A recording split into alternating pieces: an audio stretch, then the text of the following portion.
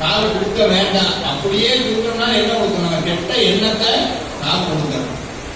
அருணகிரிநாதர் திருத்தணியில உட்கார்ந்து இந்த மகாமந்திரத்தை சொன்னார். வேறுமான மகாமந்திரத்தை எங்க சொன்னார்?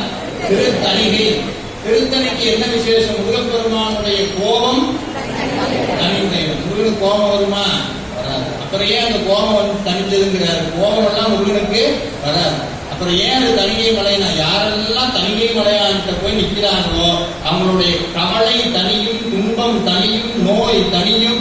எதெல்லாம் பொங்கி அவனை ரொம்ப சீரழிக்கிறதோ அந்த பொங்கிய இழக்கூடிய அந்த கர்மவனையை தணிப்பதால் அவருக்கு பெயர் தணிகாச்சலன்னு பேர்.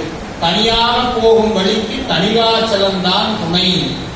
தணிகாச்சலம் இருக்க மனக்கவலை எதற்கு? வேறுபட்ட திருத்தணியில அருணகிரிநாதர் உட்கார்ந்து இந்த மகாமந்திரத்தை சொல்றார். திருத்தணியில் உதிக்கருளும் ஒழுக்கம் மலை இருத்தன் என உலகத்தில் உரை கருத்தன் மணி நடத்து உடன்பேரே அப்படிங்கிற.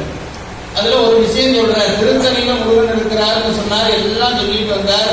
திருத்தணியில முருகன் இருக்கிறார். அது மட்டும் இல்ல, எல்லா மலைகள்லயும் அவன் ஒருத்தன் தான் இருக்கிறான். கடவுள்னு சொன்னா ஒருத்தன் தான், அது கந்தன் மட்டும்தான். கந்தனுக்கு நிகராகவோ வேறொரு தெய்வம் கிடையாது. கந்தன் காலடியை வணங்கினால் கடவுள் யாவரையும் வணங்குதல் போலே அப்படின்னு எல்லா தெய்வங்களுக்கும் மேலான தெய்வம் ஒண்ணுதான். அது யாரு? நம்ம முருகப்பெருமான். நம்ம முருகப்பெருமான். ஐயோ, எனக்கு குலதெய்வம் வேறையாச்சே, முருகா குலதெய்வம் வேறையாச்சே, நான் குலதெய்வத்தை மறந்துட்டேனா? முருகனுக்கு ஒரு பூ போட்டீங்கன்னா நேரம் எங்க போகும்?